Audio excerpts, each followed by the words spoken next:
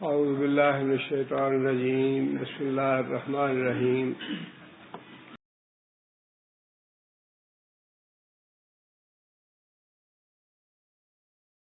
سورہ توبہ کی آخری 2 آیتیں باقی رہ گئی تھیں. لقد جاءکم رسول من انفسکم عزیز علیہ ما عنتم حریص علیکم بالمؤمنین رؤوف الرحیم. لقد جاءکم تمہارے پاس آ گئے رسول من انفسکم تمہاری جانوں میں سے. میں نے کیا تھا کہ جانوں میں سے مراد یہ بھی ہے کہ تمہارے کنبے قبیلے کا آدمی ہے اور تمہاری بستی کا تمہارے شہر کا آدمی ہے، اور اس کا مفہوم یہ بھی ہے کہ یہ پیغمبر نوع انسانی سے ہے، کسی دوسری نوع سے نہیں ہے، فرشتوں سے نہیں ہے، جنات سے نہیں ہے یا کسی اور نوع سے نہیں ہے، بلکہ خود تمہاری ہی نوع سے ہے، انسانوں میں سے. جیسے دوسرے انسان ہیں ویسا ہی یہ انسان ہے اور تمہارے ہی کنبے قبیلے کا، تمہاری بستی اور تمہارے شہر کا ہے. عزیز علیہ ما عنتم، اور جس چیز سے تمہیں تکلیف ہوتی ہے، تمہیں مشقت پہنچتی ہے، وہ نبی پہ بڑی گراں گزرتی ہے. حریص علیکم، اور تمہاری خیر اور بڑھائی کے لیے وہ بہت ہی حریص ہے. نبی صلی اللہ علیہ وسلم کو لوگوں کی کس بات سے زیادہ تکلیف ہوتی تھی؟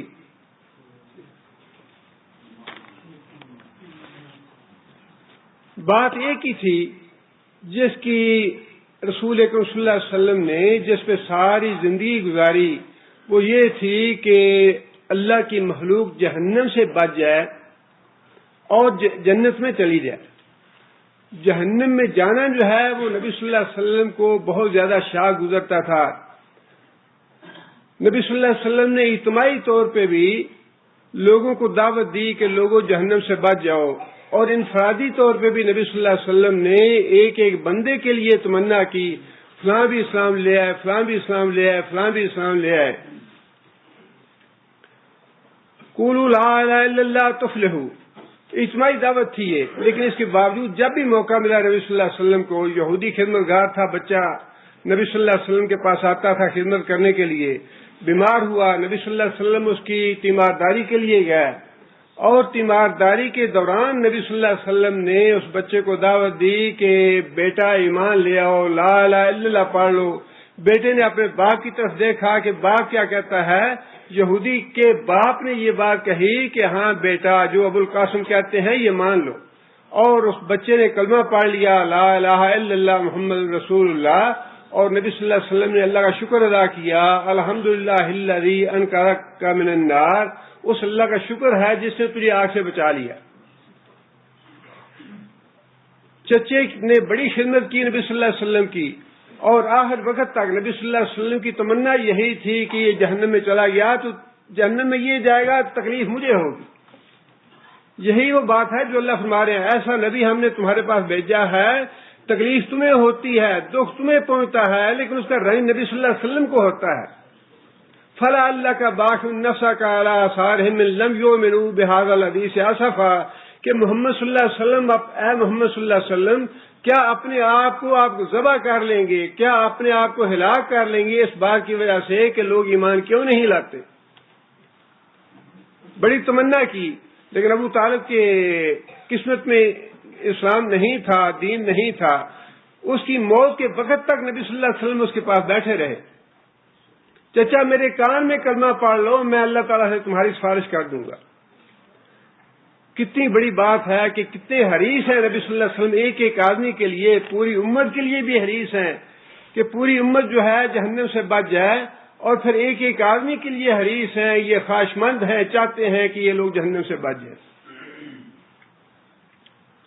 جب نبی صلی اللہ علیہ وسلم عمرۃ القضاء کے لیے تشریف لائے، خالد بن ولید کہتے ہیں کہ میں اس وجہ سے مکہ چھوڑ کے باہر چلا گیا کہ مسلمانوں کی شان و شوکت دیکھنا جو ہے مجھے گوارا نہیں تھا. جو غزوہ احد میں مسلمانوں کو ذکر پہنچی اور جو نقصان پہنچا، وہ خالد بن ولید ہی سبب تھا اس کا، اسی نے مسلمانوں کو ذکر پہنچائی. اتنا سخت دشمن تھا کہ مسلمانوں کی شان و شوکت دیکھنا بھی اس کو قبول نہیں تھا. کہتے ہیں کہ میں مکہ سے باہر نکل گیا کہ مسلمان شان و شوکت کے ساتھ آج مکے میں داخل ہوں گے، عمرہ کریں گے، مجھ سے دیکھا نہیں جائے گا۔ یہ عمرے کے بعد اور دیکھیے یہ اللہ کی شان ہے، ایک بیٹا خالد بن ولید اور دوسرا بیٹا ولید بن ولید، ایک ہی باپ کے دونوں بیٹے ہیں، ایک کا نام بھی وہی ہے باپ والا نام ولید بن ولید۔ ولید بن ولید پہلے مسلمان ہو گیا۔ نبی صلی اللہ علیہ وسلم نے ولید بن ولید سے پوچھا، یہ بات کہی کہ خالد کہاں ہے؟ آپ دیکھیے کس طرح ایک ایک آدمی کے لیے نبی صلی اللہ علیہ وسلم فکر مند تھے۔ ایک تو پوری امت کی فکر تھی کہ پوری امت کی ہی طرح بچ جائے، اور جس کا بھی سامنے دھیان آ گیا جس کی طرف، اس کے بارے میں سوال کیا نبی صلی اللہ علیہ وسلم نے۔ نبی صلی اللہ علیہ وسلم نے فرمایا کہ ولید وہ خالد بن ولید تو میں سمجھتا ہوں بڑا سمجھدار آدمی ہے، اور مجھے یہ سمجھ نہیں آتی کہ اسلام کی جو فضیلتیں ہیں، جو اسلام کی خیر اور بھلائی ہے، اسے کیسے چھپی ہوئی ہے، وہ کیوں نہیں اسلام لا رہا؟ ولید بن ولید کہتے ہیں کہ میں نے نبی صلی اللہ علیہ وسلم سے اتنی بات کہی، یا رسول اللہ ایک دن آ جائے۔ اس کے بعد ولید کہتے ہیں کہ میں نے اپنے بھائی کو پیغام بھیجا، میں نے کہا کہ خالد نبی صلی اللہ علیہ وسلم کے پاس چلے جاؤ جیسے بھی ہے، نبی صلی اللہ علیہ وسلم بڑے ہی باوفا اور بڑے ہی مشفق اور بڑے ہی رحم فرمانے والے ہیں، ان کے پاس چلے جاؤ۔ خالد بن ولید کہتے ہیں کہ مجھے خواب آیا، خواب یہ تھا کہ میں ایک بڑے تنگ راستے میں ہوں، بے آباد اور ویران راستہ ہے، اور اس تنگ راستے سے بے آباد اور ویران جگہ سے نکل رہا ہوں اور ایک ایسی جگہ کی طرف آ رہا ہوں جو بڑی وسیع اور بڑی سرسبز ہے۔ حضرت خالد بن ولید کہتے ہیں میں نے اس خواب کا ذکر کیا حضرت ابوبکر صدیق سے، حضرت ابوبکر صدیق رضی اللہ تعالیٰ نے اس کی تعبیر یہ فرمائی کہ وہ تنگ جگہ اور بے آباد جگہ، ویران جگہ یہ شرک ہے، اور تمہارا وسیع جگہ کی طرف اور سرسبز جگہ کی طرف آنے سے مراد یہ ہے کہ اللہ تعالیٰ نے تمہاری رہنمائی کی ہے اسلام کی طرف آنے کے لیے۔ خالد بن ولید پھر نبی صلی اللہ علیہ وسلم کے پاس پہنچے، نبی صلی اللہ علیہ وسلم نے یہ بات کہی خالد سے کہ خالد کیا ابھی وقت نہیں آیا تم کلمہ پڑھ لو؟ میں تو سمجھتا تھا کہ تم بڑے سمجھدار آدمی ہو اور اسلام کی خوبیاں جو ہیں وہ تم سے چھپی نہیں رہ سکتی، تم نے ابھی تک کلمہ کیوں نہیں پڑھا؟ خالد بن ولید کہتے ہیں کہ میں وہ خواب بھی دیکھ چکا تھا، حضرت ابوبکر صدیق رضی اللہ تعالیٰ کی تعبیر بھی سن چکا تھا، میں نبی صلی اللہ علیہ وسلم کی خدمت میں حاضر ہوا اور اسلام قبول کر لیا، لیکن نبی صلی اللہ علیہ وسلم نے ایک ایک آدمی کو دیکھے، ابو سفیان فتح مکہ کی بات ہے، اپنے کمانڈر رہا غزوہ بدر میں بھی، غزوہ احد میں بھی، غزوہ خندق میں بھی، ہر جگہ پہ جتنی دشمنی ہو سکتی تھی کی اس نے۔ جب نبی صلی اللہ علیہ وسلم نے مکہ پہ چڑھائی کی اور مر زہران پہ نبی صلی اللہ علیہ وسلم نے کیا فرمایا رات کے وقت، اور حکم دیا صحابہ کرام کو کہ ہر آدمی اپنا اپنا چولہا الگ جلائے تاکہ جب لوگ دوسرے سے دور سے دیکھیں تو انہیں پتہ چلے کہ کتنا بڑا لشکر جو ہے وہ اکٹھا ہو گیا مکہ پہ چڑھائی کرنے کے لیے۔ ابو سفیان کہتے ہیں کہ میں اپنے گھر سے باہر نکل کے، اور حکیم بن حزام اور ایک تیسرا آدمی تھا، ہم اپنے گھر سے باہر نکل کے جائزہ لیتے رہتے تھے اور اخبار لیتے رہتے تھے کہ کہیں مسلمان جو ہے وہ مکہ پہ چڑھائی نہ کریں۔ دور سے اتنی روشنی دیکھ کے تو ابو سفیان دوسرا ساتھی کہنے لگا کہ لگتا ہے بنو خزاع کے لوگ ہیں یہ۔ ابو سفیان کہنے لگا بنو خزاع کی اتنی روشنی نہیں ہو سکتی، اتنے جو الگ الگ اتنی شمیں ہیں اور اتنے چولہے جل رہے ہیں، اور یہ تو بہت بڑا لشکر ہے۔ ابو سفیان کہتے ہیں کہ ہم یہ باتیں کر ہی رہے تھے کہ اچانک حضرت عباس نبی صلی اللہ علیہ وسلم کے چچا جو ہیں وہ بھی نبی صلی اللہ علیہ وسلم کا خچر لے کے نکلے خیر خبر لینے کے لیے کہ کوئی بندہ مجھے مل جائے، لکڑہارا یا کوئی مزدور یا کوئی ایسا آدمی، چونکہ قریشی تھے نا اور اپنی چاچے بابے بہن بھائی بھتیجے تھے، میں کسی طرح خبر کر دوں قریشیوں کو کہ خبردار ہو جاؤ اور بندے بن جاؤ، نبی صلی اللہ علیہ وسلم کے پاس آ جاؤ۔ اب بھی جان بچاؤ تم اپنی، سرداروں کو میں اطلاع کر دوں۔ اس نیت سے نکلے نبی صلی اللہ علیہ وسلم کے خچر پہ، اور باتیں کرتے سن لیا حضرت عباس نے ابو سفیان کو، حکیم بن حزام کو اور تیسرے آدمی کو آپس میں باتیں کر رہے تھے۔ حضرت عباس نے سن لی۔ حضرت عباس نے اونچی آواز سے پوچھا کہ ابو سفیان ہو؟ کہتا ہے جی ہاں ابو سفیان ہوں، تم ابو الفضل ہو؟ حضرت عباس نے کہا ہاں ابو الفضل ہوں۔ کہنے لگے کیا معاملہ ہے؟ کہنے لگے کہ نبی صلی اللہ علیہ وسلم ہیں، یہ چڑھائی کر رہے ہیں مکے پہ، آ کے میرے جان بچانی ہے تو میرے پیچھے بیٹھ جاؤ، آ کے میں تمہیں نبی صلی اللہ علیہ وسلم کے پاس لے جاؤں۔ خواہ یہی تھی کہ جو 2-4 بڑے امیر ہیں، سردار ہیں، ان کو میں راتوں رات خبر کر دوں تاکہ وہ نبی صلی اللہ علیہ وسلم کی خدمت میں آ کے تو سارے مکے کو بچا لیں۔ بڑی خون خرابہ ان کو تو یہی پتا تھا کہ ہم نے نکالا ہوا نبی صلی اللہ علیہ وسلم کو، اور سارے کا سارا مکہ مجرموں پہ مشتمل ہے۔ انہیں کیا پتا تھا کہ بعد میں نبی صلی اللہ علیہ وسلم کو سب کو معاف کرنے والے ہیں خود ہی، لیکن اس کا خیال تو یہی تھا کہ اب انتقام لیا جائے گا، خون بہایا جائے گا، لوگوں کو قتل کیا جائے گا۔ لہذا حضرت عباس نے کہا کہ آؤ میرے پیچھے بیٹھ جاؤ۔ ابو سفیان نے کہا چلو لے چلو مجھے محمد صلی اللہ علیہ وسلم کے پاس۔ حضرت عباس خچر کو لے کے واپس پلٹے۔ راستے میں لوگ دیکھتے کہ نبی صلی اللہ علیہ وسلم کا خچر ہے اور اوپر عباس بیٹھے ہوئے ہیں، تو کسی نے توجہ نہیں کی کہ نبی صلی اللہ علیہ وسلم کا خچر ہے، حضرت عباس ہے، اور پچھلے آدمی کی طرف کسی نے توجہ نہیں کی۔ جب حضرت عمر بن خطاب کا قبیلہ آیا تو حضرت عمر بن خطاب سے کون بچ کے جاتا؟ حضرت عمر بن خطاب نے اٹھ کے دیکھا، کہنے لگے کہ عباس تمہارے پیچھے ابو سفیان بیٹھا ہے، اللہ کا دشمن۔ حضرت عباس کہنے لگے کہ عمر تم جانے دو، میں اس کو لے کے نبی صلی اللہ علیہ وسلم کے پاس جا رہا ہوں۔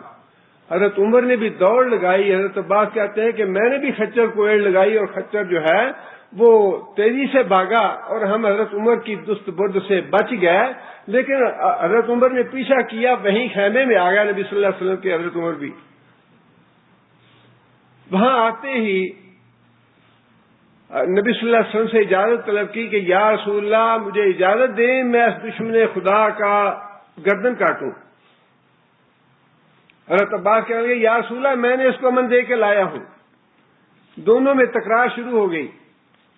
نبی صلی اللہ علیہ وسلم نے فیصلہ فرمایا کہ عباس ابھی اس کو اپنے خیمے میں لے جاؤ، صبح میرے پاس لے آنا۔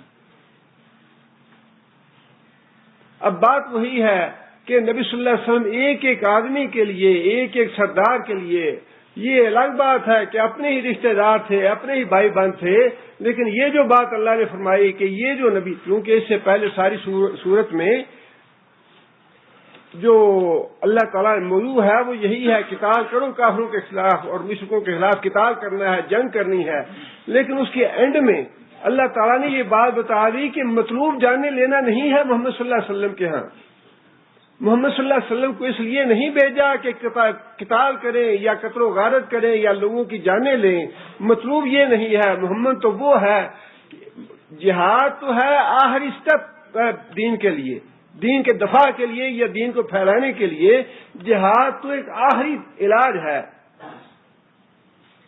لیکن محمد صلی اللہ علیہ وسلم جو ہے، جہاں تک دین کی دعوت کا معاملہ ہے، وہ پوری امت کے لیے بھی بڑے حریص ہیں اور بڑے خواہش مند ہیں کہ جہنم سے بچ جائیں، اور ایک ایک آدمی کے لیے حریص ہیں اور اس بات کے خواہش مند ہیں کہ جہنم سے بچیں۔ اگلے دن حضرت عباس ابو سفیان کو لے کے نبی صلی اللہ علیہ وسلم کے پاس آئے۔ نبی صلی اللہ علیہ وسلم نے وہی ایک ہی بات تھی، ابو سفیان کیا ابھی تک تمہیں یہ سمجھ نہیں آئی کہ اللہ کے علاوہ کوئی الہ نہیں ہے؟ کیا ابھی تک اس بات کی سمجھ نہیں آئی کہ اللہ کے علاوہ کوئی الہ نہیں؟ ابو سفیان کہنے لگے کہ اے محمد، اگر کوئی الہ اور ہوتا تو آج ہمارے کام کیوں نہ آتا؟ اگر اور کوئی الہ ہوتا تو آج ہمارے کام آیا ہوتا۔ نبی صلی اللہ علیہ وسلم فرمایا تو پھر کہنے لگے لا الہ الا اللہ، لا الہ الا اللہ پڑھ لیا۔ نبی صلی اللہ علیہ وسلم نے پوچھا کہ کیا اس بات میں تمہیں شک ہے کہ میں اللہ کا رسول ہوں؟ ابو سفیان کہنے لگا کہ ہاں اس بات میں شک ہے۔ آپ دیکھیں کہ یہ جو عرب میں قرآن نازل ہوا یا عربوں سے اللہ تعالیٰ نے عربوں کو منتخب کیا ساری دنیا میں سے، اس کی وجہ یہ تھی کہ عرب لوگ جو ہیں اپنی بات میں بڑے سچے اور پکے تھے، منافقت نہیں تھی ان میں عام طور پہ۔ فرمایا کہ جب تک مجھے تم سب سے زیادہ عزیز نہ سمجھو گے تم مومن نہیں ہو سکتے۔ صاف کہہ دیا یا رسول اللہ ساری دنیا سے آپ عزیز ہیں لیکن میری ذات سے آپ عزیز نہیں ہیں۔ فرمایا کہ عمر جب تک تم اپنی ذات سے مجھے زیادہ عزیز نہ رکھو گے تب تک مومن نہیں ہو۔ فرمایا ٹھیک ہے یا رسول اللہ پھر اب میں اپنی ذات سے بھی زیادہ عزیز رکھتا ہوں۔ ابو سفیان نے بھی کلمہ پڑھ لیا، لا الہ الا اللہ کی گواہی دے دی، رسالت کے بارے میں وہیں بیٹھے بیٹھے کہہ دیا یا رسول اللہ بھی شک ہے۔ نبی صلی اللہ علیہ وسلم نے دوبارہ فرمایا کہنے لگا کہ ہاں یا رسول اللہ اب اطمینان ہو گیا ہے کہ آپ باقی اللہ کے رسول ہیں، لا الہ الا اللہ محمد رسول۔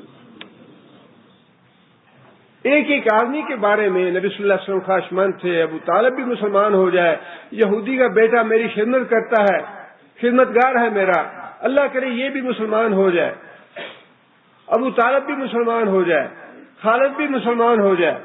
کعب بن زہیر وہ تھے کہ نبی صلی اللہ علیہ وسلم نے فتح مکہ کے وقت اعلان کر دیا فلاں آدمی کو قتل کر دیا جائے، فلاں کو قتل کر دیا جائے، فلاں ملے تو اس کو قتل کر دو۔ کعب بن زہیر جو ہے یہ شاعر تھے اور ان کا جرم یہ تھا کہ نبی صلی اللہ علیہ وسلم کی بہت ہجو کرتے تھے، شاعری میں بڑی توہین کی نبی صلی اللہ علیہ وسلم کی، اور توہین رسالت کی سزا تو موت ہے۔ نبی صلی اللہ علیہ وسلم فرما دیا کہ جس آدمی کو کعب بن زہیر مل جائے وہ قتل کر دے اسے۔ فتح مکہ پہ کعب بن زہیر بھاگ گیا مکہ سے، بھائی مسلمان تھا، بھائی نے خط لکھا کعب بن زہیر کو کہ تم چھپتے پھرتے ہو، چھپنے کا فائدہ کوئی نہیں ہے، کہاں تک چھپو گے؟ بہتر یہ ہے کہ نبی صلی اللہ علیہ وسلم کی خدمت میں حاضر ہو جاؤ۔ نبی صلی اللہ علیہ وسلم بڑے شفیق اور بڑے مہربان، اور ایسی بات جس سے آدمی کو تکلیف پہنچے اس کی انہیں بڑی رنج پہنچتا ہے۔ جہنم میں جانا گوارا نہیں ہے محمد صلی اللہ علیہ وسلم کا کسی کو بھی، اور جو آدمی توبہ کر لے اس سے نبی صلی اللہ علیہ وسلم انتقام نہیں لیتے۔ جو آدمی اسلام میں داخل ہو جائے اس کو نبی صلی اللہ علیہ وسلم قتل نہیں کرتے۔ جائے کلمہ پڑھ لو نبی صلی اللہ علیہ وسلم کے پاس۔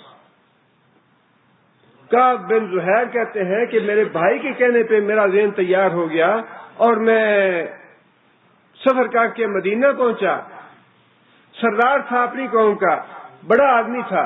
مدینے میں کسی صحابی کے ہاں جا کے قیام کیا رات کو، اور اس صحابی نے بتا دیا کہ نبی صلی اللہ علیہ وسلم صبح کی نماز، فجر کی نماز پڑھ کے جب فارغ ہوں گے اور سلام پھیرنے کے بعد منہ پلٹ کے بیٹھیں گے تو اس وقت نبی صلی اللہ علیہ وسلم کے پاس جا کے بیٹھ جانا اور نبی صلی اللہ علیہ وسلم سے اپنے لیے امان طلب کر لینا۔ صبح کی جا کے نماز پڑھی مسجد نبوی میں کعب بن زہیر نے، اور نماز سے جب نبی صلی اللہ علیہ وسلم فارغ ہوئے تو کعب بن زہیر نبی صلی اللہ علیہ وسلم کے پاس جا کے بیٹھ گئے، گھٹنوں سے گھٹنے ملا لیے اور اپنے ہاتھ جو تھے نبی صلی اللہ علیہ وسلم کی رانوں پہ رکھ لیے،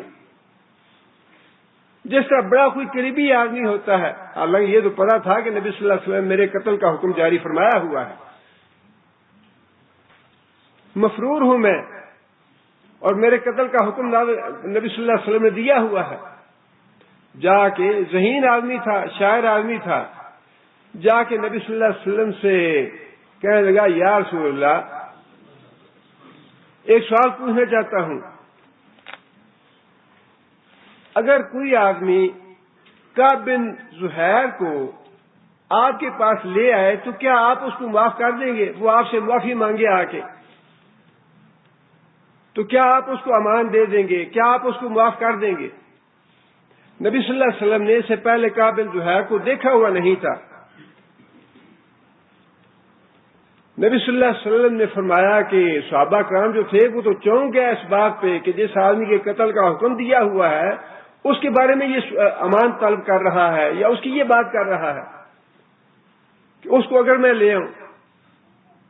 نبی صلی اللہ علیہ وسلم فرمایا کہ ہاں اگر کعب بن زہیر آ جاتا ہے، آ کے مجھ سے معافی مانگتا ہے تو میں اس کو معاف کر دوں.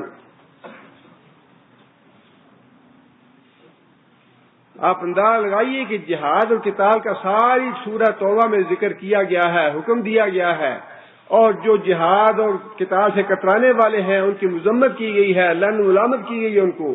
لیکن آخر میں آ کے یہ دو آیتیں ہیں کہ نبی صلی اللہ علیہ وسلم کو قتال کے لیے بھیجا نہیں ہے ہم نے، وہ تو بڑا شفیق اور مہربان ہے، ایک ایک آدمی کے پیچھے پڑا ہوا ہے، یہ بھی جہنم سے بچ جائے، وہ بھی جہنم سے بچ جائے، وہ بھی جہنم سے بچ جائے. قتل کا حکم دیا ہوا ہے کہ قتل کر دو اس کو، توہین رسالت کا مجرم ہے یہ.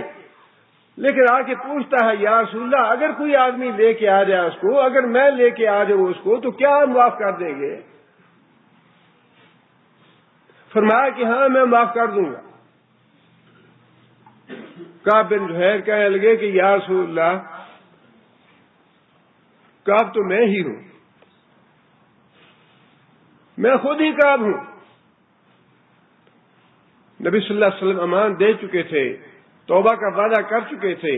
صحابہ اٹھے اس کو پکڑنے کے لیے.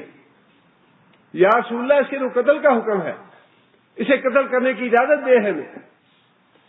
نبی صلی اللہ علیہ وسلم فرمایا کہ میں توبہ کا وعدہ کر چکا ہوں معاف کرنے کا، میں نے اس کی توبہ قبول کر لی ہے، اس کو میں نے معاف کر دیا ہے. یہ ہے وہ بات جو اللہ تعالیٰ نے ارشاد فرمائی. اس سورہ کے آخر پہ بڑا گہرا تعلق ہے ان دو آیتوں کا پچھلے سارے مضمون کے ساتھ، کہ یہ نہ سمجھ لینا کہ محمد صلی اللہ علیہ وسلم کو ہم نے خونریزی کے لیے، قتل کرنے کے لیے اور بستیاں اجاڑنے کے لیے یا چڑھائی کرنے کے لیے بھیجا ہے، بلکہ وہ تو بڑا شفیق ہے، بڑا مہربان ہے، ایک ایک آدمی کو جہنم سے بچانے کی حرص رکھتا ہے. آیت کا جو پہلا حصہ ہے اس میں اللہ تعالیٰ نے فرمایا کہ عزیز علیہ ما عنتم حریص علیکم. کم کی ضمیر جو ہے یہ کس کے لیے ہے؟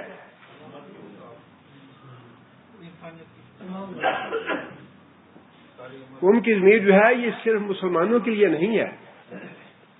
کم سے مراد پوری امت ہے، جس میں کافر بھی شامل ہیں، مشرک بھی شامل ہیں، مسلمان بھی شامل ہیں.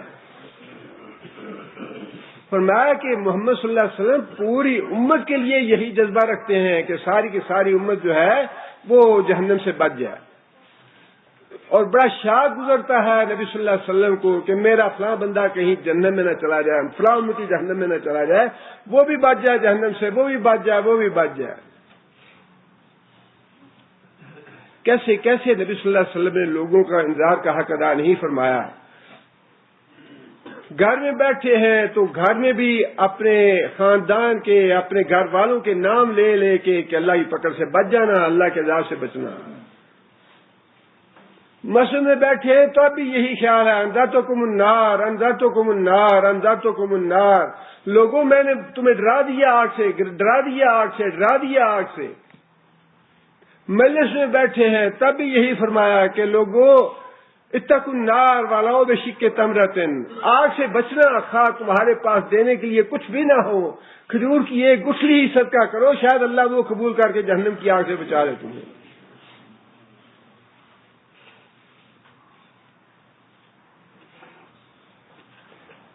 لیکن اگلی جو آیت ہے، اگلا حصہ جو ہے اس میں خاص طور پہ مومنوں کا ذکر ہے. آیت کے پہلے حصے میں ضمیر کم کی ہے جس میں ساری امت شامل ہے، جس میں مومن بھی اور صالح بھی، نیک بھی، کافر بھی، فاجر بھی، فاسق بھی، سارے کے سارے شامل ہیں. کہ جس بات سے امت کو رنج پہنچنے والا ہے، جس بات سے امت جو ہے وہ کسی مصیبت میں گرفتار ہونے والی ہے، جس بات سے امت جو ہے وہ اللہ کی پکڑ میں آئے، اس سے اللہ کے رسول کو بڑا دکھ پہنچتا ہے، بڑا رنج پہنچتا ہے. اور تمہاری بڑھائی کے لیے، تمہارے جنت میں جانے کے لیے اللہ کے رسول بڑے ہی خواہشمند ہیں، بڑے حریص ہیں کہ تم جنت میں چلے جاؤ. لیکن آیت کا اگلا حصہ جو ہے اس میں فرمایا کہ بالمومنین، خاص طور پہ مومنوں کے لیے رؤوف رحیم، وہ بڑے ہی شفقت فرمانے والے اور بڑے ہی مہربان ہیں۔ رؤوف اور رحیم جو ہے دونوں میں جذبہ تو ایک ہی ہے، لیکن رؤوف اور رحیم کے لغوی اعتبار سے معنی میں فرق یہ ہے کہ رحیم جو ہے وہ تو عام ہے، مہربانی کرنے والا ہر حال میں۔ رؤوف وہ مہربانی ہے، وہ شفقت ہے جب کوئی آدمی کسی دوسرے کو تکلیف میں دیکھے، رنج میں دیکھے، اس کا دل فوراً نرم ہو جائے، اس کے لیے اسے ترس آ جائے، اس پہ اس سے محبت پیدا ہو جائے کہ یہ مصیبت میں پھنسا ہوا ہے، اس مصیبت سے بچ جائیے۔ فرمایا کہ مومنوں کے لیے نبی صلی اللہ علیہ وسلم بڑے شفیق اور بڑے مہربان ہیں۔ اور کتنے ہی موقع پہ رسول اکرم صلی اللہ علیہ وسلم نے اپنی امت کا کتنا خیال رکھا اور اپنی امت کے لیے کتنی سہولتیں لی اللہ تعالیٰ سے۔ نمازیں تو اللہ تعالیٰ نے 50 فرض کی، لیکن پھر اللہ تعالیٰ کی بارگاہ میں کیوں دوبارہ واپس گئے کہ مجھ سے نہیں پڑھی جاتی؟ نبی صلی اللہ علیہ وسلم دوبارہ اللہ تعالیٰ کی خدمت میں اس لیے گیا کہ یا اللہ امت نہیں پڑھ سکے گی، امت کے لیے یا اللہ آسانی پیدا فرما دے۔ نمازیں 40 ہو گئیں، پھر واپس آئے۔ موسیٰ علیہ السلام نے فرمایا کہ بنی اسرائیل کا مجھے تجربہ ہے، 40 نمازیں بھی بڑی مشکل ہوں گی، اور کم کرا لو۔ پھر واپس گیا اللہ تعالیٰ کی بارگاہ میں، یا اللہ 40 نمازوں سے بھی کم فرما دے۔ 40 نمازوں سے بھی کم کرائیں، 30 ہو گئیں، 30 سے کم کرائیں 20 ہو گئیں، 20 سے بھی کم کرائیں 10 نمازیں ہو گئیں۔ پھر بھی موسیٰ علیہ السلام نے کہا کہ امت کے لیے مشکل ہوگا، یہ امت نہیں پڑے گی 10 نمازیں دن میں، ان سے بھی کم کراؤ۔ نبی صلی اللہ علیہ وسلم پھر امت کے لیے واپس چلے گئے کہ یا اللہ امت نہیں کر سکے گی، یا اللہ میری امت کے لیے آسانی پیدا فرما دے، میری امت کو مشکل سے نکال دے۔ اللہ تعالیٰ نے نمازیں 5 کر دیں، اور موسیٰ علیہ السلام کا تجربہ واقعی بڑا سچا تھا، بڑا ٹھیک تھا۔ موسیٰ علیہ السلام نے تو پھر بھی مشورہ دیا کہ محمد صلی اللہ علیہ وسلم امت یہ بھی نہیں پڑھ سکے گی، اور واقعی نکمی اور نالائق ہے امت۔ کتنے لوگ ہیں جو نماز پڑھتے ہیں 5 نمازیں، بڑی بھاری ہیں یہ 5 نمازیں بھی، 24 گھنٹے انسان کے اپنے لیے، اور 5 نمازیں جن پہ زیادہ سے زیادہ 1 گھنٹہ صرف ہوتا ہے یا 1.5 گھنٹہ صرف ہوتا ہے، 24 گھنٹوں میں 1.5 گھنٹہ اللہ کو دینے کے لیے یہ امت تیار نہیں ہے۔ بالکل صحیح بات کہی تھی موسیٰ علیہ السلام نے کہ یہ 5 نمازیں بھی بھاری ہیں، اس سے بھی کم کرا لو۔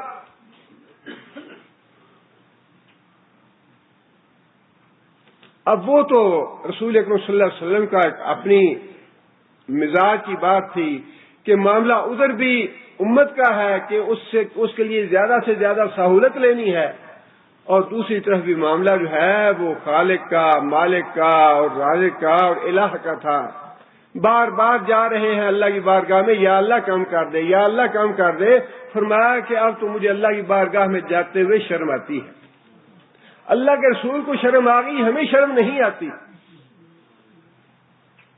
آج کل واللہ دیکھ کے اتنا رنج اور اتنا دکھ ہوتا ہے، 5-5 6-6 سال کے بچے ہیں، 8 سال کا 9 سال کا بچہ، عین فجر کی نماز وہ سے اذان ہو چکی ہوتی ہے، بچوں کو اسکول کے لیے تیار کرا کے لاتے ہیں، 7 سال کا 8 سال کا بچہ کوٹ پینٹ پہنی ہوئی ہے اور سکار سر پہ لیا ہوا ہے، کان لپیٹے ہوئے ہے، سردی کا انتظام کیا ہوا ہے، باپ ساتھ کھڑا ہے اس کو ویگن میں بٹھانے کے لیے۔ اسکول کے لیے اتنا اہتمام ہے، لیکن جس دن چھٹی ہوتی ہے باپ بھی سوتا ہے اور بیٹے بھی سوتے ہیں، سارا گھر سویا ہوتا ہے، موت کا عالم طاری ہوتا ہے، قبرستان بنا ہوتا ہے گھر، اور اتنی شرم اور حیا نہیں آتی کہ اللہ کے رسول کو شرم آ گئی کہ میں اب اللہ کی بارگاہ میں نہیں جا سکتا، کتنی آخر نمازیں میں کم کراؤں۔ ہمیں شرم نہیں آتی، اتنے بے حیا بے شرم ہیں، نہ اللہ کی شرم ہے نہ رسول کی حیا ہے، اور نماز ہی وہ پیمانہ ہے جو ایمان کا میٹر ہے۔ نمازیں ٹھیک ہیں تو ایمان بھی ٹھیک ہے، نمازیں کی تقصیر ہے، نمازوں میں کمی ہے، نمازوں میں کوتاہی ہے تو ایمان ناقص ہے، ایمان ضعیف ہے، اور اگر نمازیں نہیں ہیں، تارک ہے، تو اسلام سے خارج ہے۔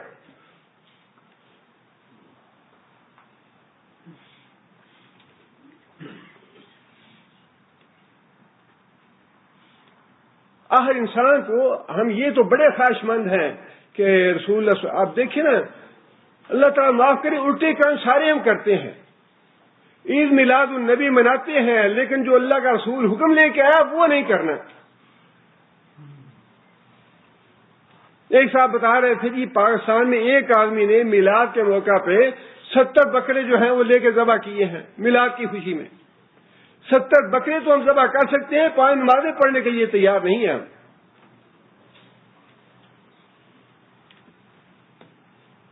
مال کا بھی نقصان اور اللہ کی بھی ناراضی، یہ سارے بدعت کے کام ہیں۔ میلاد منانا جو ہے واضح طور پہ بدعت ہے۔ جو نیکی کے کام ہے، جو اللہ کے رسول کی اطاعت والے، اللہ اور اللہ کے رسول کو راضی کرنے والے کام ہیں، وہ کرنے کو تیار نہیں ہیں۔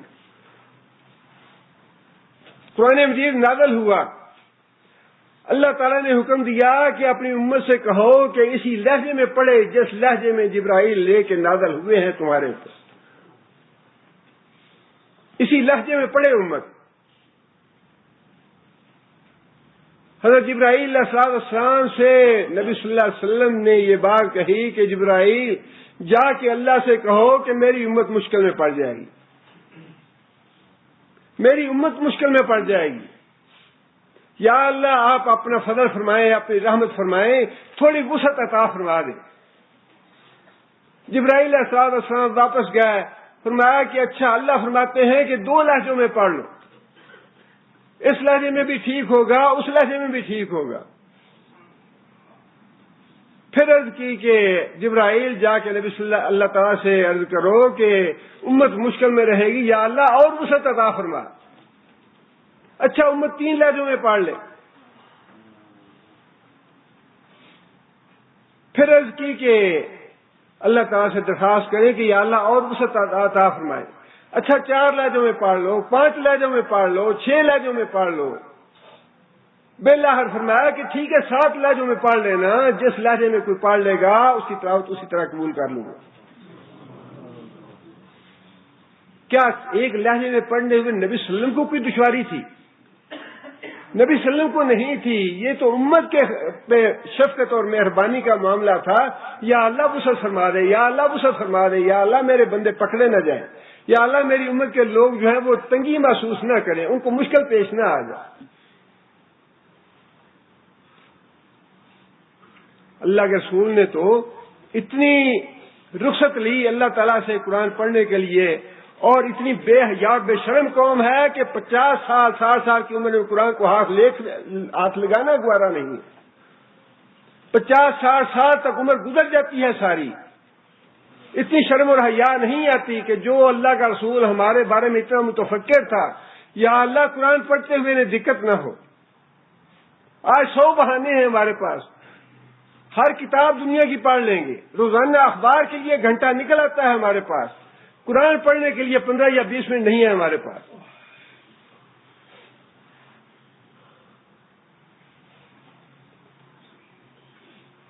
اس سے بڑی اور ہر بات میں، ہر معاملے میں رسول اکرم صلی اللہ علیہ وسلم نے امت کا کتنا خیال رکھا۔ فرمایا کہ عشاء کی نماز جو ہے اس کا اصل وقت تو 1/3 رات گزرنے پہ یا آدھی رات گزرنے پہ ہی تھا۔ وہی بات ہے کہ اگر 5 نمازیں اپنے اپنے ایسے اوقات پہ رکھ دی جاتی اور آدھی رات کے وقت عشاء کی نماز رکھ دی جاتی تو کتنے لوگ تھے جو آدھی رات کو اٹھ کے نماز پڑھنے والے ہوتے۔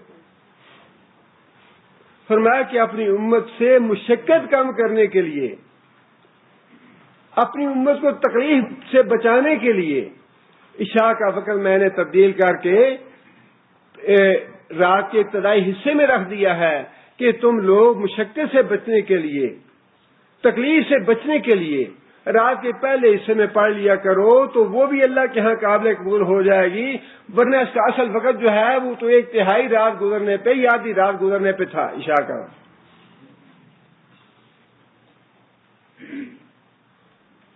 لیکن اتنا امت کا خیال رکھنے کے باوجود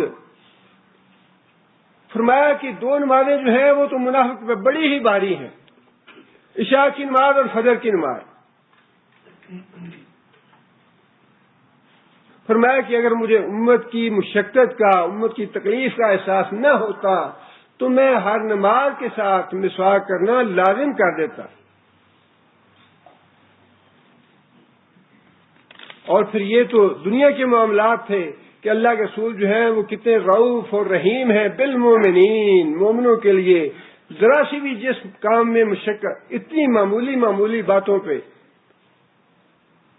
معاذ بن جبل رضی اللہ تعالیٰ عنہ نے نماز پڑھائی، فجر کی نماز لمبی کر دی، صحابی نے جا کے گزارش کی یا رسول اللہ مجھے تو فجر کی نماز جو ہے میں اس میں شامل نہیں ہو سکتا، کیوں شامل نہیں ہو سکتے؟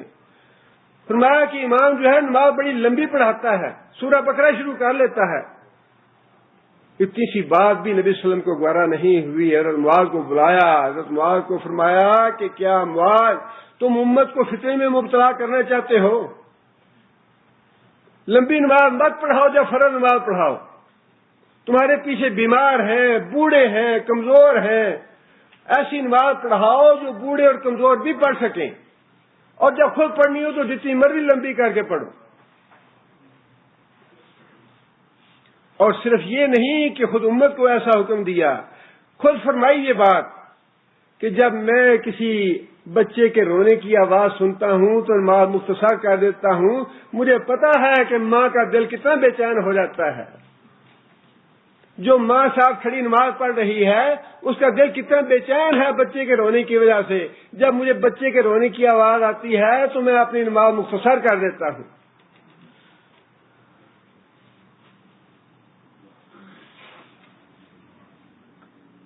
یہ تو دنیا کا معاملہ ہے، کتنا رؤوف اور کتنا رحیم ہے پیغمبر اپنی امت کے لیے۔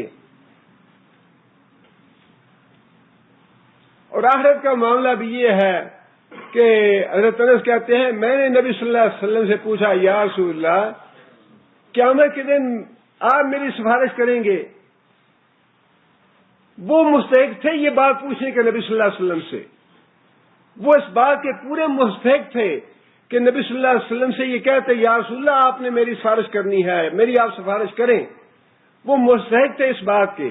ہمیں بھی سوچنا چاہیے کہ ہمارے دامن میں کیا ہے، پلے کچھ ہے سفارش کے لیے کہ نہیں۔ اس غلط فہمی میں مت رہنا، یہ بھی سورہ یونس آ رہی ہے، اس سے بڑا عقیدہ اللہ نے صاف کیا ہے۔ سفارش کے لیے بھی کچھ ہونا چاہیے، سفارش بغیر کچھ ہوئے نہیں ہوگی۔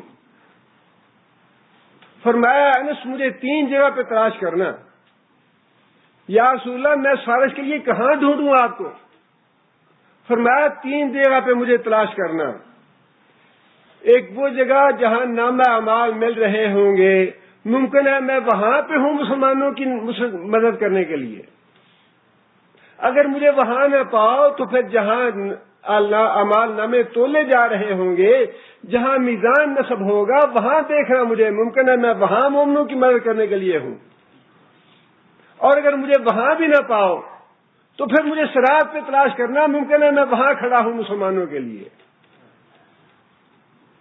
مطلب یہ کہ وہاں بھی فکر یہ ہے کہ کہیں میزان پہ میری ضرورت نہ ہو، کہیں صراط پہ میری ضرورت نہ ہو، کہیں نامہ اعمال جہاں تقسیم ہو رہے ہیں وہاں بھی نبی صلی اللہ علیہ وسلم کو چین نہیں ہے۔ ایک لمحہ یہاں پہ ہے، دوسرا لمحہ وہاں پہ ہے، تیسرا لمحہ وہاں پہ ہے کہ جا کے میں مومنوں کی مدد کروں جو ہو سکتی ہے۔ فرمایا کہ صراط پہ میں کھڑا ہوں گا، میری امت کو حکم دیا جائے گا کہ صراط سے عبور کرو، اور کس کی مجال ہے کہ اللہ کی رحمت کے بغیر اس صراط کو عبور کر لے۔ بال سے باریک اور تلوار سے تیز اور جہنم کے اوپر رکھی ہوئی اور عین تاریکی میں نور اور روشن دیا جائے گا۔ ربنا اتمم لنا نورنا واغفر لنا انک علی کل شیء قدیر، یا اللہ ہمارے نور سلامت رکھنا۔ نور دیا جائے گا اپنے اپنے نیک اعمال کے مطابق۔ اور فرمایا کہ کوئی آدمی بجلی کی تیزی سے گزر جائے گا، کوئی آدمی ہوا کی تیزی سے گزرے گا، کوئی آدمی پرندے کی تیزی سے گزرے گا، کوئی آدمی دوڑنے کی رفتار سے گزرے گا، کوئی آدمی چلنے کی رفتار سے گزرے گا۔ ہر آدمی اپنے اپنے عمل کے مطابق صراط سے گزرے گا، اور تمہارا نبی صراط کے کنارے پہ کھڑے ہو کے دعا مانگ رہا ہوگا،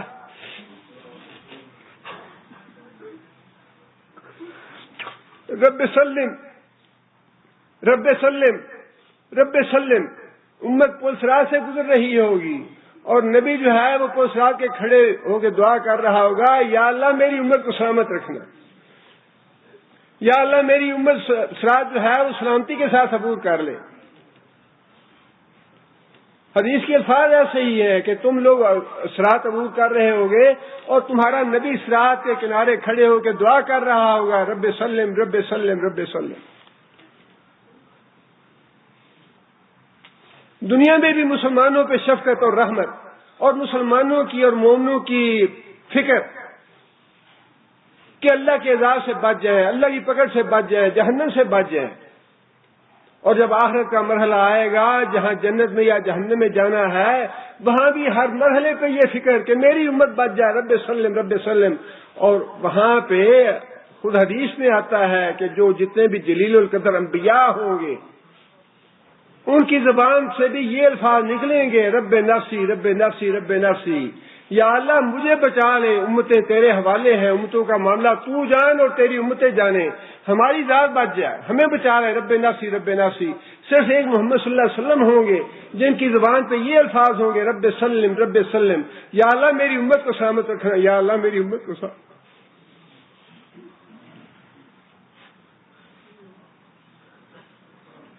اتنی باتیں ارشاد فرمانے کے بعد آیت کا اگلا لفظ ذرا دیکھیں کیا ہے،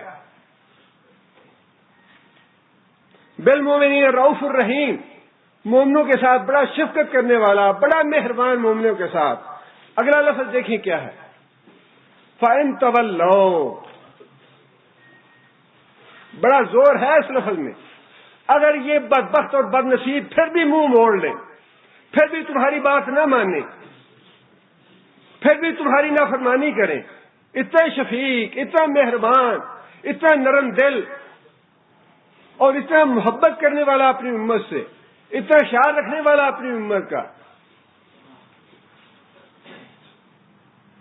حضرت انس کہتے ہیں کہ رسول اکرم صلی اللہ علیہ وسلم کے پاس تھا میں، نبی صلی اللہ علیہ وسلم یہ دعا مانگ رہے تھے، یہ الفاظ پڑھ رہے تھے، ان تعذبہم فإنہم عبادک وإن تغفر لهم فإنک انت العزیز الحکیم۔ عیسیٰ علیہ السلام کی دعا ہے، یا اللہ انہوں نے 3 معبود بنا لیے تھے میرے بعد، مجھے بھی اور میری ماں کو بھی اور تجھے بھی، ان تعذبہم فإنہم عبادک، یا اللہ اگر تو عذاب کرنا چاہتا ہے تو تیرے بندے ہیں، تیرے حوالے ہیں، اللہ عذاب کر تو انہیں۔ وإن تغفر لهم، اگر معاف کر دے تو یا اللہ تو غالب ہے، حکمت والا ہے۔ صحابی کہتے ہیں کہ نبی صلی اللہ علیہ وسلم بار بار یہ دعا پڑھ رہے تھے، اور یہ دعا پڑھنے کے بعد نبی صلی اللہ علیہ وسلم نے اپنے ہاتھ ایسے اللہ کے حضور پھیلا لیے، اپنے ہاتھ پھیلا لیے، اور نبی صلی اللہ علیہ وسلم نے فرمانا شروع کر دیا، رب امتی رب امتی رب امتی، یا اللہ میری امت، یا اللہ میری امت، یا اللہ میری امت۔ یہ ہے رؤوف الرحیم کہ وہ نبی جو تمہارے لیے بڑا مشفق ہے، بڑا مہربان ہے تمہارے حق میں، ہر وقت تمہاری فکر رکھنے والا ہے، ہر وقت تمہارے لیے نرمی چاہتا ہے، تمہارے لیے سہولت چاہتا ہے۔ یسروا ولا تعسروا، بشروا ولا تنفروا۔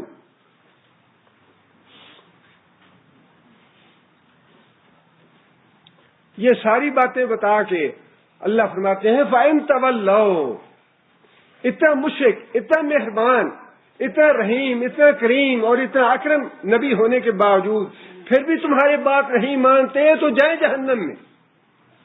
اگر اس نبی سے محبت نہیں ہے، اگر اس نبی کی اطاعت نہیں ہے، اگر اس نبی کی بھی نافرمانی کرنی ہے، اس نبی کی بھی بات نہیں مان لی، فَإِن تَوَلَّوْا، اگر اب بھی یہ منہ موڑتے ہیں، اب بھی یہ بات نہیں مانتے، اب بھی یہ نافرمانی کرتے ہیں اس نبی صلی اللہ علیہ وسلم کی، جو اتنا شفیق ہے، جو اتنا مہربان ہے، جو اتنا کریم ہے ان کے لیے، فرمایا فَقُلْ حَسْبِيَ اللَّهُ، تو اے محمد صلی اللہ علیہ وسلم آپ پھر کہہ دیں، جس طرح ہم پنجابی میں کہتے ہیں نا کہ خسمہ نو کھاؤ، نہیں مندے تے نہ منو، خسمہ نو کھاؤ، جاؤ جہنم میں۔ یہ ہے اس کا مطلب۔ فَإِن تَوَلَّوْا، اگر یہ اب بھی بات نہیں مانتے، اگر اب بھی نبی صلی اللہ علیہ وسلم کی فرمانبرداری نہیں کرتے، اب بھی نبی صلی اللہ علیہ وسلم کی اطاعت نہیں کرتے تو خسمہ نو کھاؤ، جہنم میں جاؤ۔ فَقُلْ حَسْبِيَ اللَّهُ، تو کہہ دو ان کو میرے لیے میرا اللہ کافی ہے، مجھے تمہاری ضرورت نہیں ہے، جاؤ جہنم۔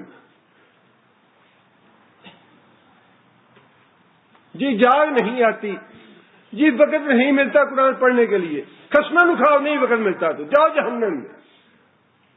ایسا نبی اور ایسا اللہ، اتنا غفور رحیم اللہ کی ذات، اتنی مہربان اللہ کی ذات کہ 100 بھی قتل کر لیے مرنے سے پہلے پہلے توبہ کر لو 100 قتل بھی معاف کر دوں گا، اتنا مہربان اللہ، اور اتنا شفیق اور اتنا کریم اور اتنا رحیم نبی کہ ہر وقت نبی کی فکر ہے۔ نبی صلی اللہ علیہ وسلم کو اپنی فکر نہیں تھی، یہ ہر جگہ پہ رب امتی رب امتی رب امتی رب سلم رب سلم رب سلم۔ پھر بھی اگر کسی کو شرم اور حیا نہ آئے، نماز پڑھنے کے لیے وقت نہیں ہے، قرآن پڑھنے کے لیے وقت نہیں ہے، حلال حرام میں تمیز کرنے کے لیے وقت نہیں ہے، اللہ کے رسول نے جو بتایا ہے کہ اپنے والدین کا ادب کرو، احترام کرو، اللہ کے رسول کی بات نہیں ماننی، اپنی بیوی کے حقوق ادا کرو، اپنے بچوں کے حقوق ادا کرو، اپنے ہمسایوں کے حقوق ادا کرو، بیوہ اور یتیم کے سر پہ ہاتھ رکھو، یہ سارے اسی شفیق اور مہربان نبی کے دیے ہوئے حکم ہیں۔ سود نہ کھاؤ، رشوت نہ کھاؤ، حرام نہ کھاؤ، چوری نہ کرو، ڈاکہ نہ کرو، قتل نہ کرو۔ یہ سارے حکم کس کے ہیں؟ یہ سارے حکم اسی اللہ کے اور اسی شفیق اور مہربان اور کریم رسول کے دیے ہوئے حکم ہیں۔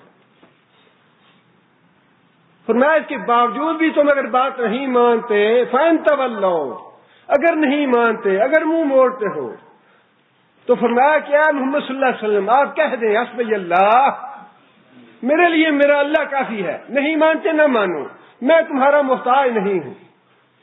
اللہ کا رسول تو پہلے ہی اللہ کے ہاں مغفور ہے، جنت کا دروازہ کھٹکھٹانے والی نبی صلی اللہ علیہ وسلم کی ذات ہے، سب سے پہلے داخل ہونے والے اللہ کے رسول ہیں۔ نبی صلی اللہ علیہ وسلم کو اپنی فکر نہیں تھی، نبی صلی اللہ علیہ وسلم کو تو ہماری فکر تھی۔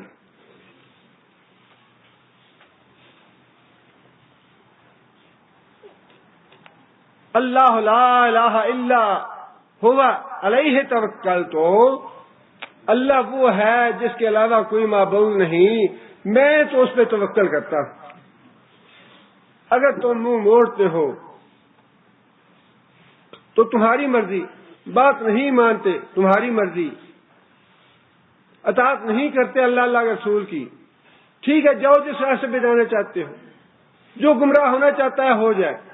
فرمایا میرا تعلق تو اللہ پہ ہے، اللہ کے ساتھ ہے، اور میں اللہ کی طرف رجوع کرتا ہوں، حسبی اللہ، میرا اللہ میرے لیے کافی ہے، نہ مجھے سرداروں کی ضرورت ہے، نہ مجھے عام لوگوں کی ضرورت ہے، نہ مجھے مجمع کی ضرورت ہے، اللہ میرے لیے کافی ہے، میں نے اس پہ توکل کیا، میں اس کی طرف رجوع کرتا ہوں۔ وَهُوَ رب العرش العظیم، وَهُوَ رب العرش العظیم، اور یہ بات یاد رکھو کہ وہ عرش عظیم کا مالک ہے۔ عرش عظیم کا مالک کہہ کے یہ بات جتلا دی کہ وہ پوری کائنات کا مالک ہے۔ 7 آسمانوں کے اوپر کیا ہے جی؟ 7 آسمانوں کے اوپر کرسی ہے، کرسی کے اوپر کیا ہے؟ پانی ہے، سمندر ہے، اور اس پانی اور سمندر کے اوپر اللہ کا عرش ہے، جس کو اللہ نے عرش عظیم بھی کہا ہے، عرش کریم بھی کہا ہے۔ پانی کے اوپر ہے اللہ تعالیٰ کا عرش، اور صحابی کہتے ہیں کہ پہلا جو آسمان ہے اس کی موٹائی کتنی ہے؟ 500 سال کی مسافت۔ پہلے آسمان اور دوسرے آسمان کے درمیان کتنی مسافت ہے؟ 500 سال کی۔ پھر دوسرا آسمان ہے، اس کی موٹائی 500 سال کی مسافت۔ پھر اس کے اوپر تیسری آسمان اور دوسرے آسمان کے درمیان کی جگہ 500 سال کی مسافت۔ یہ ساری 500 سال کی مسافت ہے 7ویں آسمان تک۔ اس کے اوپر کرسی ہے، اور وہ کرسی ایسی ہے جس نے 7 آسمانوں کو گھیرے میں لیا ہوا ہے۔ کرسی کے مقابلے میں 7 آسمان اس طرح ہے جس طرح کسی تھالی میں 7 سکے پڑے ہوتے ہیں، کرسی کے مقابلے میں 7 آسمان ایسے ہیں۔ اس کے اوپر پانی ہے، اس کے اوپر اللہ کا عرش ہے، عرش کے مقابلے میں اللہ کی کرسی، اور یہ 7 آسمان اور ساری کائنات اس طرح ہے جس طرح ایک چھلا ہوتا ہے، رنگ انگوٹھی ہوتی ہے۔ اور یہ ساری بات بتا کے صحابی کہتے ہیں، یہ ساری باتیں بتانے کا مقصد یہ ہے کہ اتنے فاصلے پہ اللہ تعالیٰ کی ذات ہے عرش عظیم پہ، اور عرش عظیم پہ ہونے کے باوجود اللہ تمہاری ایک ایک حرکت کو جانتا ہے۔ اتنے بعید ہونے کے باوجود، عرش عظیم پہ ہونے کے باوجود اللہ تمہارے دل کی ایک ایک بات جانتا ہے، تمہارے ایک ایک حرکت کو، ایک ایک عمل کو جانتا ہے. مالک ہے عرش عظیم کا، جس کا مطلب یہ ہے کہ اللہ تعالیٰ سے بے خوف نہ ہو جاؤ. اللہ تعالیٰ تمہارے دلوں کی اور تمہارے اعمال کی ایک ایک چیز سے واقف ہے. ساری سورہ جو ہے، اختتام اللہ تعالیٰ نے بڑا اچھا کیا ہے سورہ کا. سارے پہلے، اس کے بعد جو دوسری سورہ ہے وہ مکی ہے، یہ مدنی سورہ ہے جس میں جہاد اور قتال اور مشرکوں سے اور کافروں سے لڑائی کے احکام دیے گئے ہیں. لیکن لڑائی اور قتال کے احکام دینے کے بعد آخر میں یہ بات جو ہے بڑی خوبصورت طریقے سے اللہ تعالیٰ نے سورہ کو ختم کیا کہ نبی جو میں نے بھیجا ہے اس کا مقصد تو یہ نہیں ہے کہ تمہاری جانیں لے، قتل کرے جا کے لوگوں کو. وہ تو بڑا شفیق اور بڑا مہربان، معمولی سا بھی رنج وہ اس کو گوارا نہیں ہے، اتنی تکلیف بھی اس کو گوارا نہیں کہ مسواک جو ہے فرض کرنا چاہتا ہے، لیکن اس لیے فرض نہیں کی کہ مجھ کو مشقت نہ ہو. جب اللہ اتنا مہربان اور نبی اتنا مہربان، اس کے بعد پھر اللہ تعالیٰ نے مسئلہ تو واضح کرنے کے لیے یہ بات فرمائی، فَإِن تَوَلَّوْا. اگر اب بھی یہ بات نہیں مانتے، اب بھی ان کی دنیا داری اور ان کے گھر بار کے مسائل اور مشکلات ایسی ہیں جو اللہ اور اللہ کے رسول کی بات ماننے میں رکاوٹ ہے، تو پھر جائیں کھائیں خصمہ، جائیں جہنم میں. اللہ کو اور اللہ کے رسول کو ضرورت نہیں ہے حسبی اللہ، مجھے تو میرے اللہ کی ذات کافی ہے. بہت بڑا سبق ہے اس میں ہمارے لیے، اور اللہ تعالیٰ سے دعا ہے کہ اللہ تعالیٰ ہمیں اس پہ عمل کرنے کی توفیق عطا فرمائے. جو کچھ ہم سنتے ہیں بس اصل مطلوب یہ ہے کہ ہمارے اندر تبدیلی آنی چاہیے. اگر تبدیلی نہ آئے تو سب بیکار ہے. بیکار اس لیے علم کی کمی نہیں ہے، علم بہت ہے.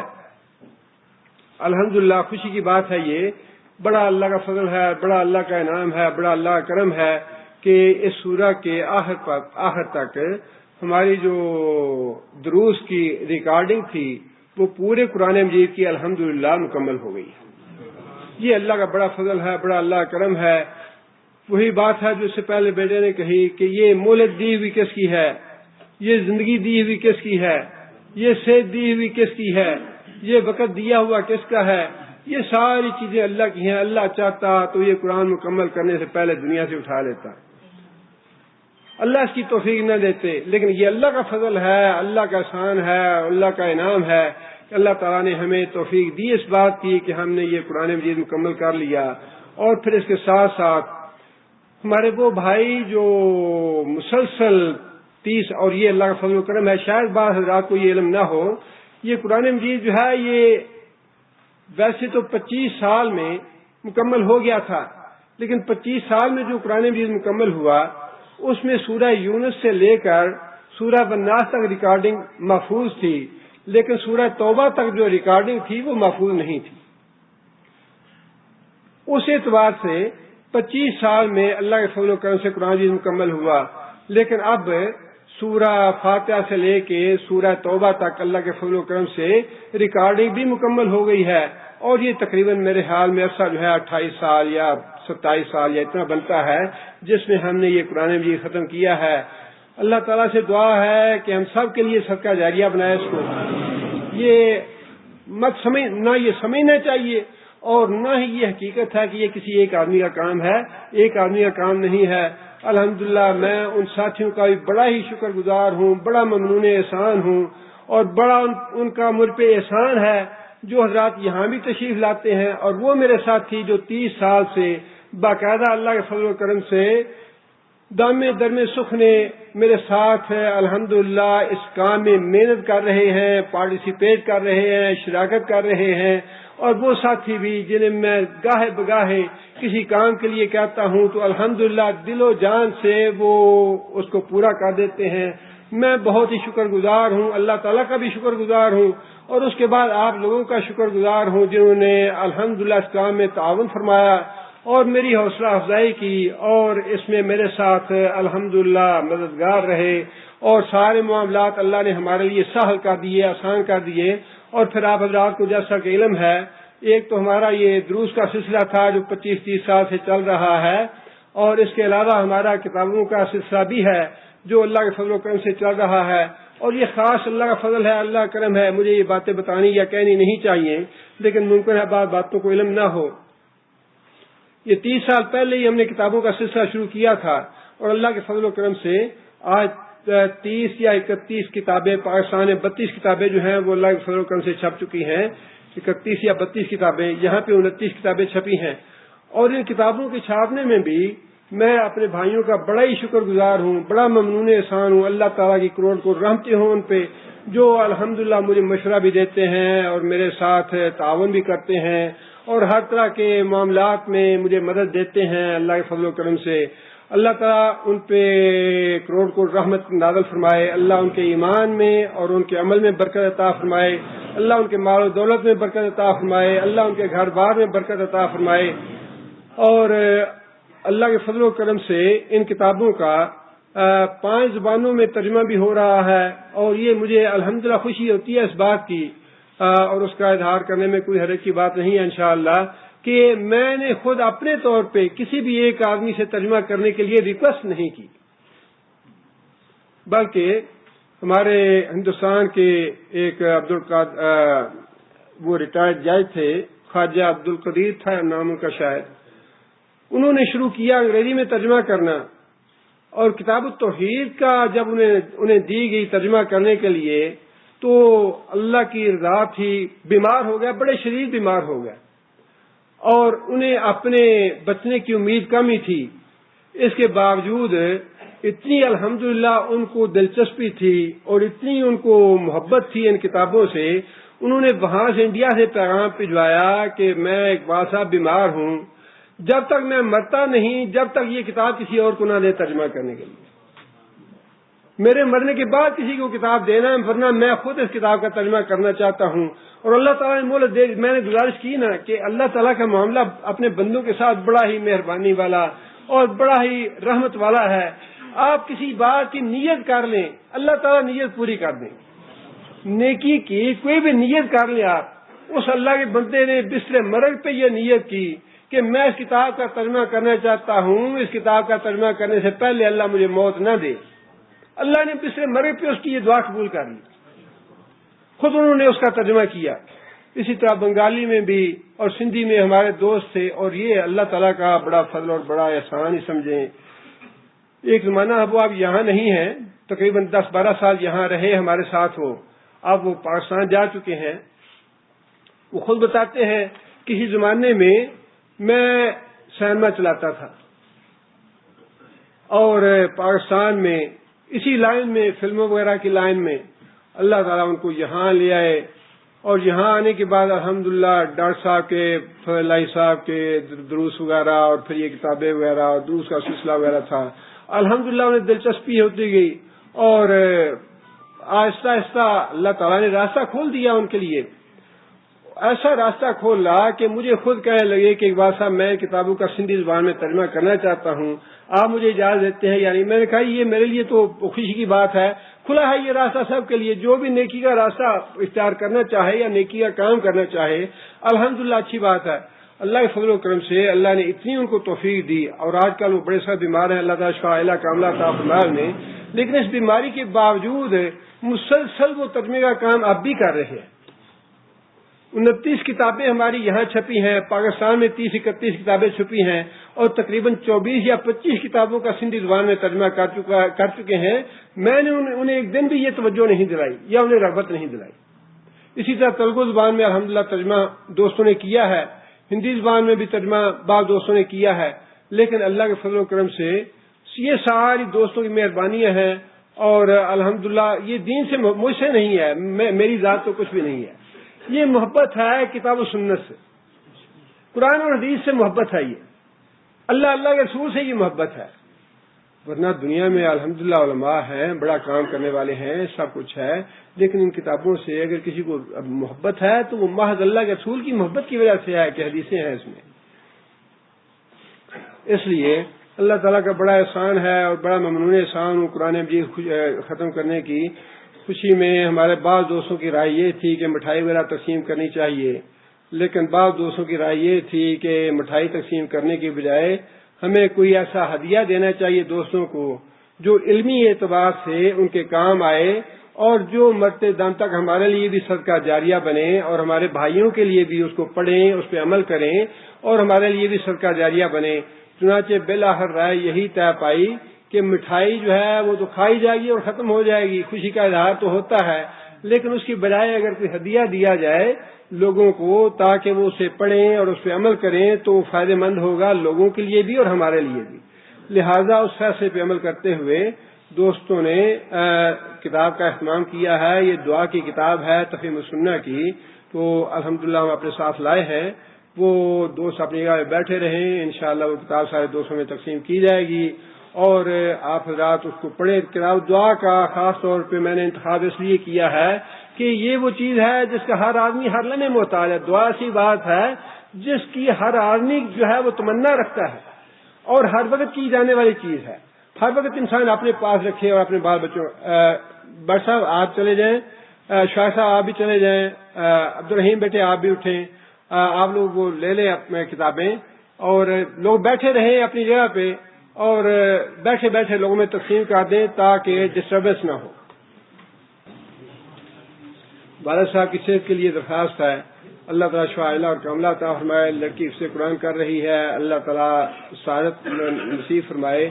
اسی طرح بھائی نے لکھا ہے کہ ان کی لڑکی بیمار ہے، اللہ تعالیٰ شفا عاجلہ اور کاملہ عطا فرمائے۔ ایک بھائی نے لکھا ہے کہ نوکری کا مسئلہ ہے، اللہ تعالیٰ رزق حلال کے دروازے کھولے ان کے لیے، اور مہندی لگا سکتے ہیں جبکہ اس پہ اسے فرض ہو، انشاءاللہ مہندی لگانے میں حرج نہیں ہے۔ اور الرحمن الرحیم الحمدللہ رب العالمین الرحمن الرحیم مالک یوم الدین ایاک نعبد و ایاک نستعین اهدنا الصراط المستقیم صراط الذین انعمت علیہم غیر المغضوب علیہم ولا الضالین اللهم صل علی محمد وعلى آل محمد كما صليت على ابراہیم وعلى آل ابراہیم انک حمید مجید اللهم بارک علی محمد وعلى آل محمد كما بارکت علی ابراہیم وعلى آل ابراہیم انک حمید مجید عذب الباس رب الناس واشفِ شافی لا شفاء الا شفاءک شفاء لا يغادر سقما اللهم اغفر لهم وارحمهم اللهم اغفر لهم وارحمهم وعافهم واعف عنهم واكرم نزلهم وادخلهم الجنة وادخلهم من عذاب القبر ومن عذاب النار ادخلهم الجنة وادخلهم من عذاب القبر ومن عذاب النار ربنا هب لنا من ازواجنا وذرياتنا قرة اعين واجعلنا للمتقين اماما ربنا اصرف عنا عذاب جهنم ان عذابها كان غراما انها ساءت مستقرا ومقاما اللهم اعز الاسلام والمسلمين اللهم اعز الاسلام والمسلمين اللهم اذل الشرك والمشركين اللهم دمر اعداء الدين اللهم نبر قلوبنا بنور الايمان اللهم ثبتنا على الاسلام اللهم اغفر لجميع المؤمنين والمؤمنات الاحياء منهم والاموات ربنا تقبل منا انك انت السميع العليم وتب علينا انك انت التواب الرحيم سبحان ربك رب العزة عما يصفون وسلام على المرسلين والحمد لله رب العالمين.